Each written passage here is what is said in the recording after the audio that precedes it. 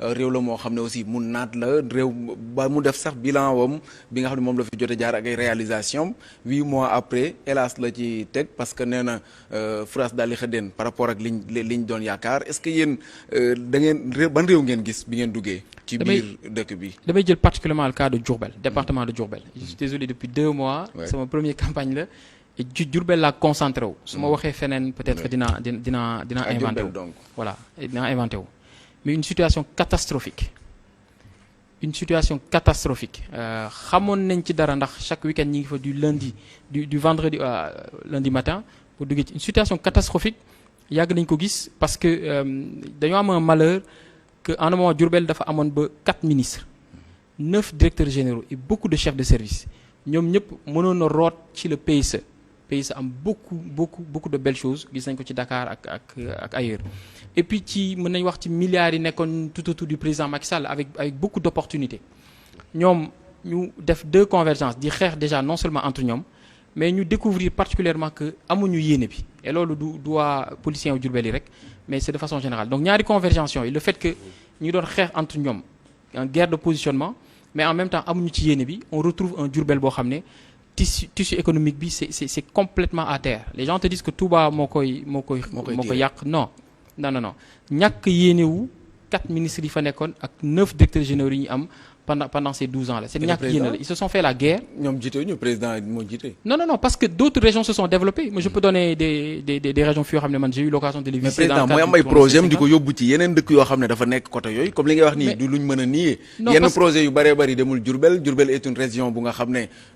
à part département bu Diourbel laay wax sax presque bu Bambey sax xaw na ko. mais le président Macky Sall da leen ci daan xas sax moom ñu ci bëri wàcce woon na leen pour ces raisons là parce que dafa am 2 axes. y a à la fois la commune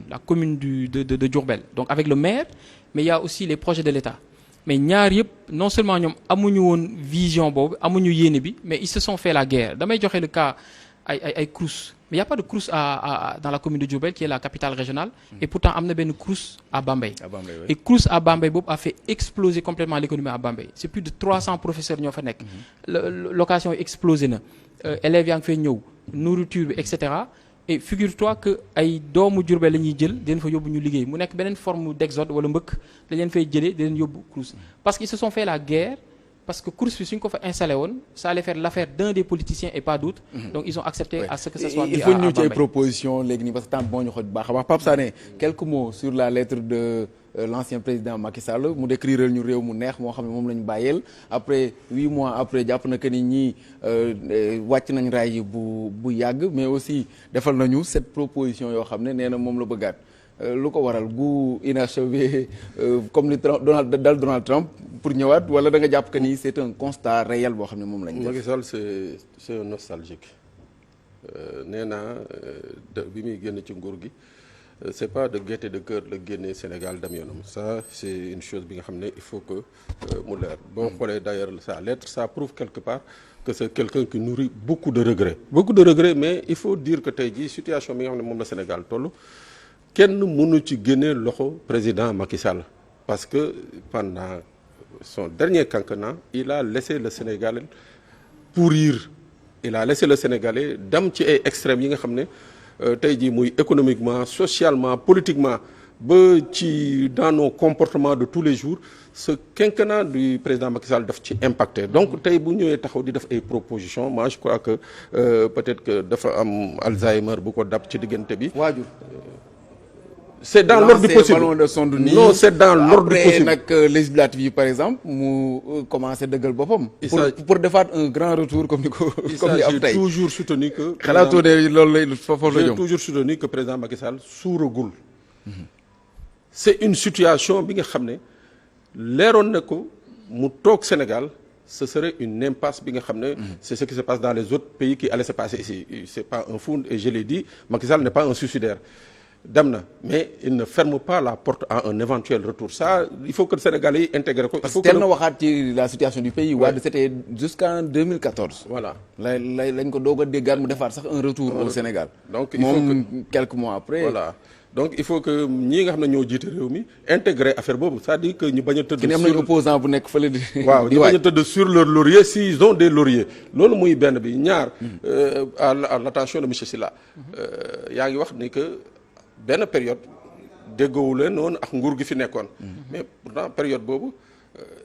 créé wu leen woon mouvement wala créer parti politique pour justement participer aux joutes électorales le pourquoi laa bëgg a xam mooy benn mooy j'ai pas bien compris la question. mooy période bi nga xam ne Macky Sall moo fi nekkoon xeexee tollu na woon période bi nga xam ne dañ leen doon xeex nguur gi da leen doon xeex pendant 2 ans. waaw mais période boobu xalaatu leen créer mouvement wala parti ci politique lañ créé syndicat patronal bi. waaw non mais je dis parti politique parti politique waaw waaw maa ngi ñëw boobu mooy benn bi beneen bi je trouve que Abdoulaye Sylla comme tout autre Sénégalais dafa am droit tout à fait. bokk ci fonctionnement politique gu réew mi bu naree yore réew mi mu yore réew mi bu ko Sénégalais décidé mais dama jàpp tey ji une chose mu nekk un homme d'affaires on le dit très prospère yàlla bu ko ca dugg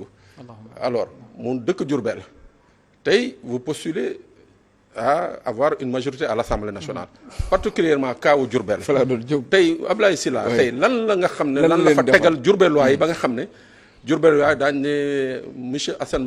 Sylla bi nga xam ne mooy suñu tête de liste daañu def lépp pour voter ko parce que lii jëmbat nañ ko fii ci réew mi tout à fait. def na sax transition bi déjà mais il faut nga répondre ci question bu njëkk ba pare parce que bii moo nekkoon non question bi pendant 2 ans yooyu c'était un combat de survie on avait fermé suñu compte bancaire yëpp la ñu tëjoon teg suñu ndodd un redressement fiscal de 22 milliards les avocats ñu nekkoon dessus mënoon nañ jël l'option de taal pneu génn ci biti et cetera voie judiciaire bi lañ jël dem ba cour suprême jox ñu raison ñu dem ñu commencé waat di ñu delloowaat suñu lépp bi ñu cour suprême joxee raison ba ñu commencé ñu delloo rek ci la ñëw taper un point sur la table et dafa toog réfléchir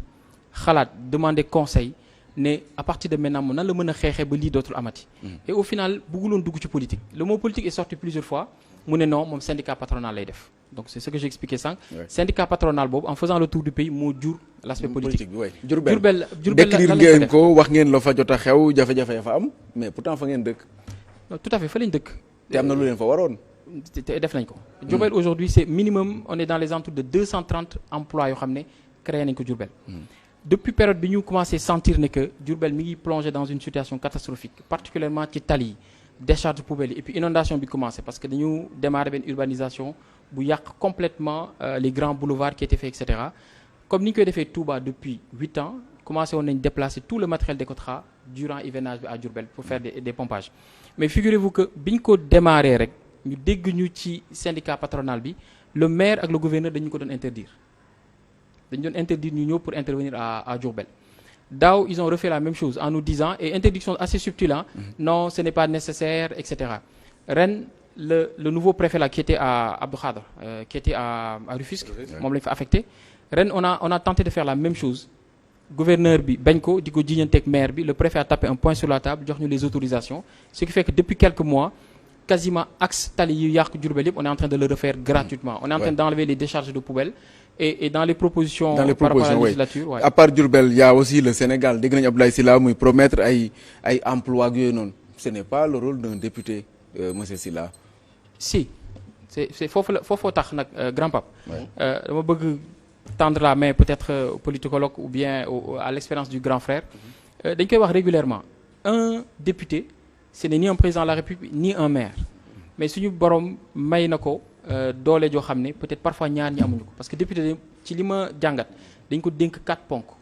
bi ci njëkk mooy député mooy premier activiste premier bayfaalu goxam lépp lu nekk comme jafe-jafe ci goxam moom moo ci war a taxaw loolu rek ça ouvre toutes les portes lépp lu nekk jafe-jafe ci goxam mu nekk mënd mu nekk problème mu tali mu nekk problème mu emploi député bi daf ci war a taxaw parce que gox bi jooytu nañ ko taxaw dem poigner le maire le préfet le gouverneur le ministre tutelle éventuellement le gouvernement bu amee ay session parlementaire mu dem kaas ko fa s'il a la possibilité d'aller même impulser auprès de partenaires externes indi ko mais dans la mise en œuvre c'est le maire ak le secteur privé donc loolu rek ñun on va appuyer sur ça deuxième bi ñu ko dénk mooy tout ce qui est projet ou proposition de loi dafa war a toog soit muy proposer wala di ko modifier et dans ce cadre là ñun bi ñuy def tour dëkk bi sur le C50 am nañ une dizaine de points importants yoo xam ne suñ ko proposer au niveau de l'Assemblée ou bien modifier certaines dispositions dina accélérer un certain nombre de choses damay ci joxe 2 exemples benn bi mooy l'intégration des handicapés dans le milieu du travail dañ gis ne am na handicapés yu bëri yoo am ay compétences et comme ni ko France defee woon la France a imposé Il y a la 6% carte d'égalité des d'handicapés. chances. La carte d'égalité des chances n'est pas appliquée. Man, je travaille avec Khadim Dieng, le directeur, le président de l'association des handicapés. Ouais. Mais li may wax ni c'est important, Issa. L'intégration des handicapés dans le milieu du travail. La France impose à ce que 6% ou masse salariale bi dafa war a nekk des handicapés. Maanaam boo amee 100 employés 6 ci ay handicapés la ñu war a doon. Mais deuxième chose nga jeexal foofu. mooy une loi grand pape qui va imposer maire u dëkk yëpp que 90% wu seen budget dañ ko war a jox aux entrepreneurs locaux. Le Rwanda l'a fait et d'autres pays l'ont fait. C'est-à-dire que si Diourbel bu fekkee ne maire bi dafa am 10 milliards de budget nga ne ci 10 milliards yooyu 9 milliards yi entrepreneurs locaux yi lañ koy jox su ma jëlee le cas du BDP. su ñu joxee un bu dee projet de dinañ ko 1 milliard, doxal aussi te chantier yi di gaaw ak yooyu y a beaucoup d'accusations yoo xam ne dañ ko doon def ci yéen ñi nga xam ne yéen a fi nekk mais bëgg naa la laaj benn question. lan mooy relation bi nga xam ne moom ngeen am ak ñi nekk ci nguur gi. Parce que dégg nañu Ablaye Sylla déjà mu réclamer un débat ak la tête de liste de Pastef muy Ousmane Sonko dégg nañu aussi mu doon dal ci kaw Amadou Ba lan mooy seeni relation. ñu relation par rapport ak nguur yi ñi fi nekk. Ouais. mais li mu wax leer na dafa considérer ne que ñi fi nekkoon ñi jël réew mi président Diomaye ak le premier Sonko promettre nañ Sénégalais yi lu bari ça fait 7 mois gisaguñ ko ci. Et que derrière le premier ministre Sonko a fait des propositions ci biir campagne électorale am ak sur des actions concernant imposition yeeg yooyu président Abdoulaye Sylla ne ko kaa ñu débat ma wan la nan la ñuy impulser la création de l'emploi et que duñ ko def ak des impôts mën nañ ko defee neneen loolu je pense que action politique la wala mettant xalaatu leen du nekk apport politique la après rek. comme niñ koy wootee ñoom ci seen référentiel de Sénégal 2050 bi le secteur privé national ñu def ko benn pilier même pour dem ca kanam. Ah, bien sûr xalaatu leen après ñun ay chef d'entreprise la ñu. bu ñu leen approché woo ngeen ñëw finalement bokk ci projet bi jàppale leen. loolu c'est le président Abdoulaye Sylla qui décidera mais